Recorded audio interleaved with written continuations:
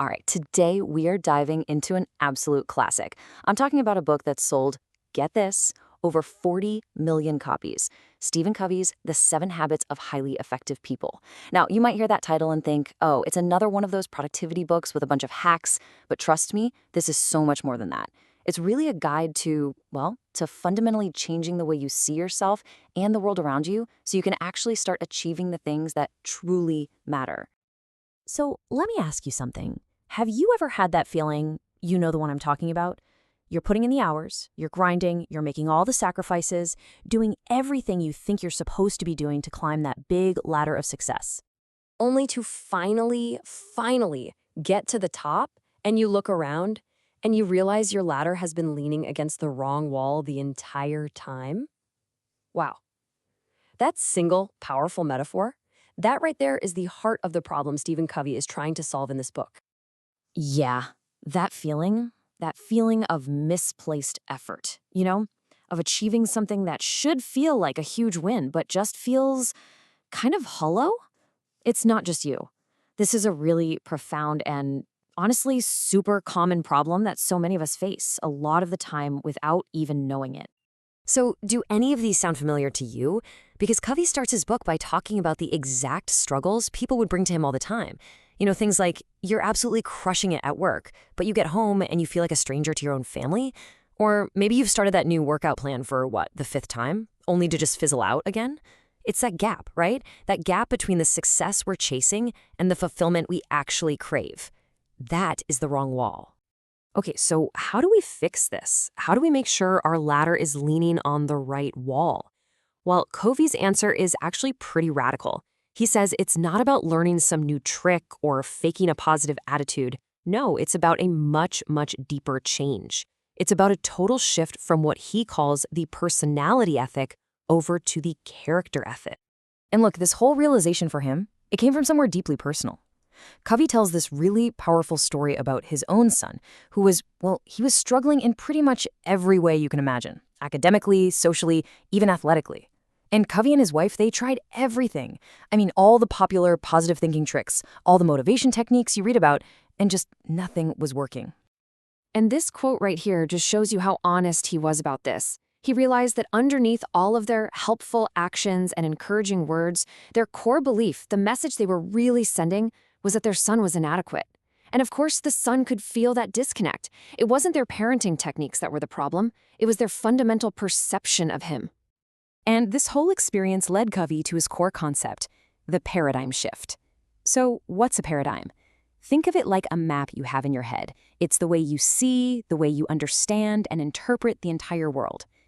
A paradigm shift, then, is that incredible aha moment when the map just completely changes. It's kind of like looking at one of those famous optical illusions, 1 second you see a young woman, and the next, bam, you see an old woman. The picture on the page didn't change at all, but your perception of it did. And that changes absolutely everything. So as Covey researched this, he basically identified 2 paths to success. He found that for the first 150 years of American history, all the success literature focused on what he calls the character ethic. Think of this as the roots of a tree, things like integrity, humility, patience. But then somewhere around World War I, everything shifted. The focus became the personality ethic. This is the leaves on the tree, superficial stuff like public image, communication techniques, quick fix skills. Covey's whole argument is that we've become obsessed with polishing the leaves while completely neglecting the roots. And Covey uses this fantastic quote from Ralph Waldo Emerson to just hammer this point home. What you are shouts so loudly in my ears that I cannot hear what you say. I mean, how good is that? It means your character, who you really are deep down, communicates so much more powerfully than anything you could ever say or any technique you try to use. If there's a disconnect between the two, believe me, people will feel it. So, the crucial point, the big takeaway here is this. We have to work from the inside out. Real, lasting change doesn't start with behavior. It starts with the most inside part of us, our paradigms, our character, our motives. Like Covey says, private victories always come before public victories. You've got to get your own house in order first. And that's where the 7 habits come in. But look, they aren't just some random checklist of things to do. They actually form a very intentional, sequential framework. It's a journey of growth that moves you through 3 very distinct stages. He calls this the maturity continuum. So check this out. We all start out in a state of dependence, right? The paradigm of you. You take care of me. Well, the first 3 habits are all about achieving the private victory. They move you to independence, the I paradigm. I am self-reliant. But that's not the end goal.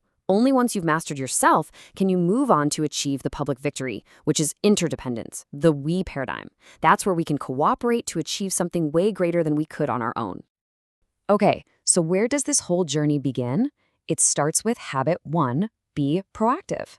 And this isn't just the first habit on the list, it is the absolute foundation that all the other habits are built on.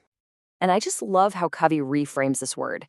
See, being proactive isn't just about taking initiative, being a go-getter. It's deeper. It means recognizing that we are literally responsible. We have the ability to choose our response to anything and everything that happens to us. And this is the core idea right here. Between what happens to you, that's the stimulus, and how you react to it, that's the response, there's a little space, a moment. And inside that space lies our freedom, our power to choose. According to Covey, that little space is what makes us human. So the big question is, where do you focus your energy? See, reactive people, they focus on their circle of concern, all the stuff they can't really control, right? The weather, politics, what other people are doing. Proactive people, on the other hand, they focus on their circle of influence, the things they can actually do something about, their health, their skills, their attitude.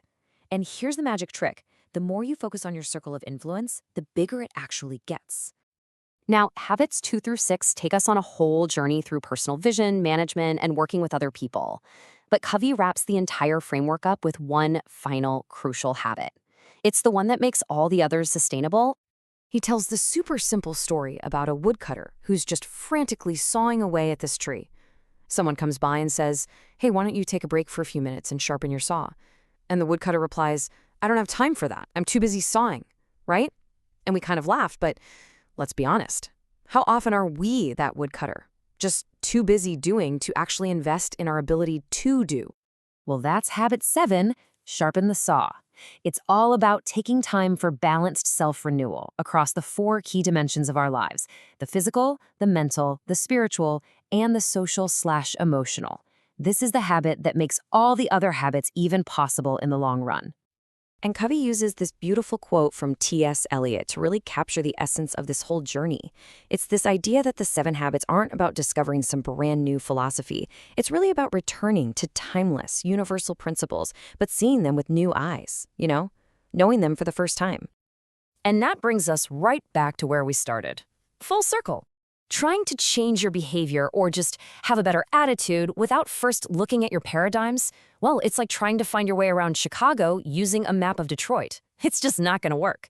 You can try harder, be more positive, run faster, but you're still going to be completely lost. The first, most important thing is making sure you have the right map.